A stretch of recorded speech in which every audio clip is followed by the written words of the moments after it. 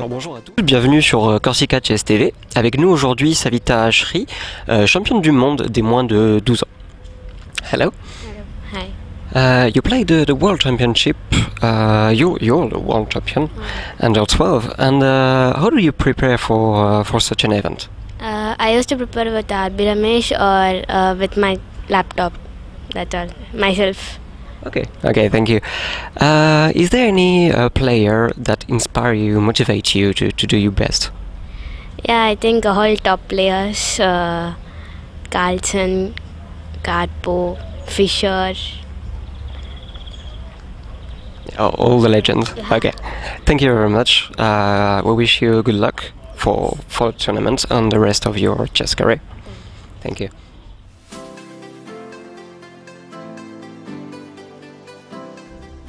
Bonjour à tous. Bonjour. Alors, nous voici allongés sur le gazon, ce coup-ci, de l'hôtel Marina Vive, pour analyser la partie de la jeune championne du monde dont vous venez voir la courte interview. Nous n'avons pas trop embêté la jeune joueuse avec des questions et nous a parlé un petit peu de ses aspirations, de son entraînement surtout, et des joueurs qui l'inspirent. C'est ça, un petit peu toutes les légendes en fait du jeu d'échecs. Un peu toutes les légendes, voilà, Fischer, Spassky, etc.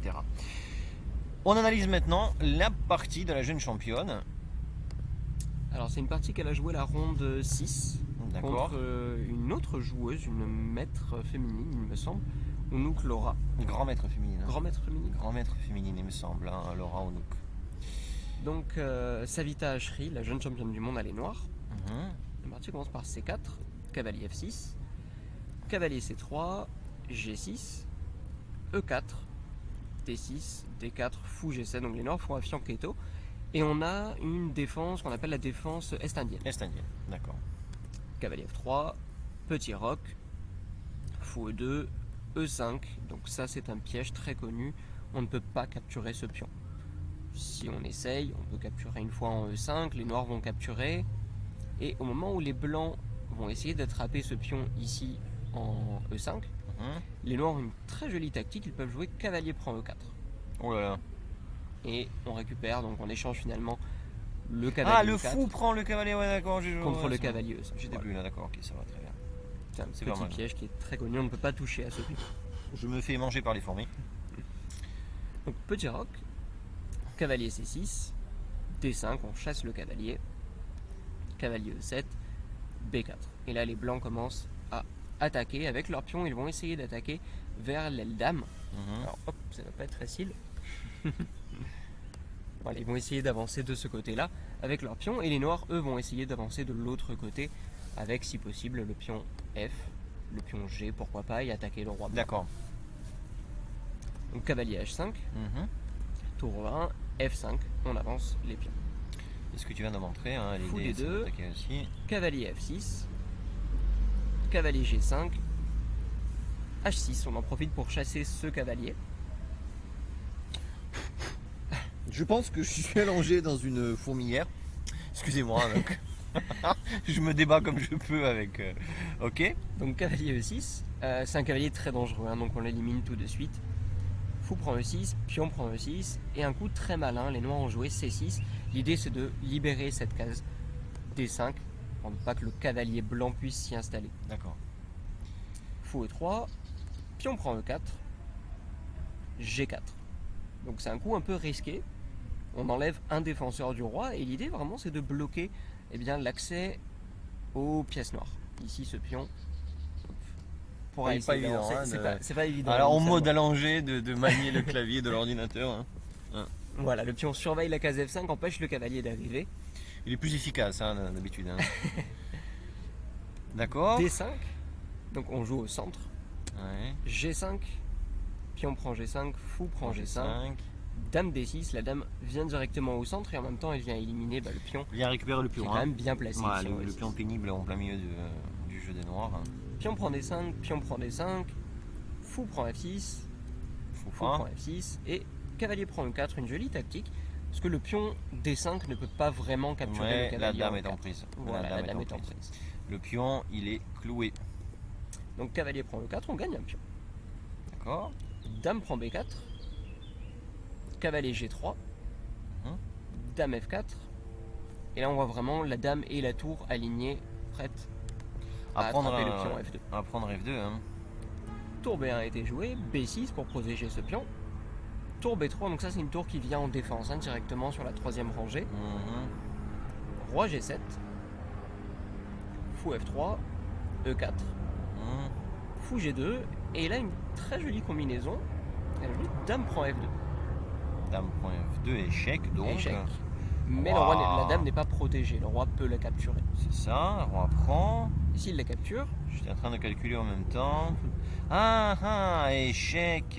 Double échec, voilà, il y a double tour échec, et le bien fou. sûr, oui. Le roi n'a qu'un seul choix finalement, c'est la case ici, E2. ouais. Et maintenant on fait échec et mat avec tour Échec et mat. F2. C'est ça. C'est pas mal hein, comme combinaison quand même. Hein. C'est joli, Voilà, hein. joli sacrifice de dame. C'est joli, hein. C'est très joli. D'accord. Dame prend F2, roi H1. Roi H1 j'imagine. Voilà, hein. le roi ne touche pas à cette dame. Fou E5, tour F1, dame prend A2.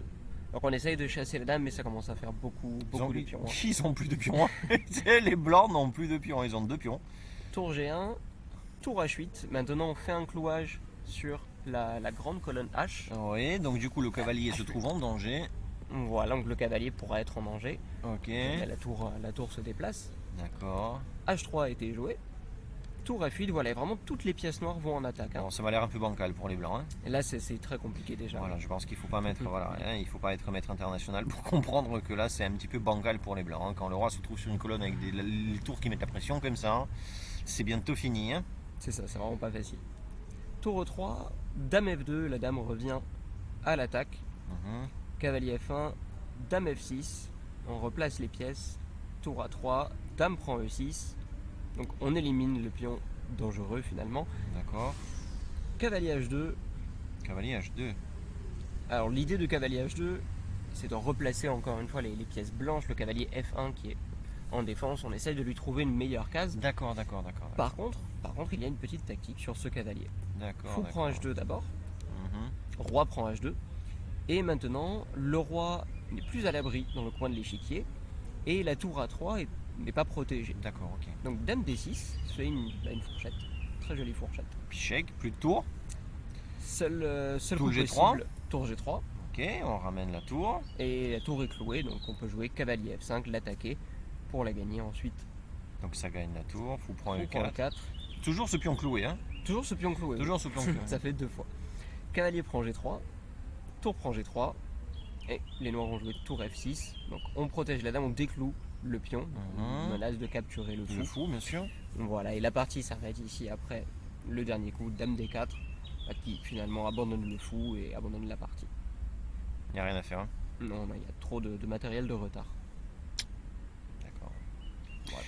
Pas mal comme partie hein, pour partie, une jeune fille. Hein. Quel âge elle a Grosse partie d'attaque. Quel âge Elle a 12 ans. Elle a 12 ans. Hein. Vous imaginez un petit peu, pour 12 ans quand même, elle joue contre une maître, enfin une grand maître féminine. Et là-bas, de cette façon, c'est magistral quand même. Hein. C'est très joli. Hein. C'est très joli. C'est une Est indienne exécutée vraiment parfaitement. Hein. Et tous les thèmes de l'Est indienne, ils y sont. Hein. C'est ça. C'est très joli. Très bien. Bon, bah écoutez, en espérant que ça vous a plu, comme d'habitude, n'oubliez pas de liker, partager et à très vite, puisque la dernière ronde demain, C'est ça. samedi. Oui. Samedi. Voilà, donc on vous fait ça avec la cérémonie d'ouverture, etc. Et on choisit comme d'habitude une partie pour analyser. Bon, pour les interviews, je ne suis pas sûr parce que, enfin, on voit aujourd'hui si on peut faire quelque chose. Sinon, bon, pour la dernière ronde, les joueurs sont généralement très fatigués, sont généralement un petit peu sur les nerfs parce que ça joue pour la victoire, tout simplement. C'est ça. Et ils sont pas très fans vraiment qu'on vienne les déranger. Donc voilà, on essaye vraiment de faire ces émissions sans déranger les joueurs, évidemment. Donc voilà, priorité au repos des joueurs et voilà, si on peut, si on peut pas, c'est pas très grave. Merci, à bientôt. À bientôt.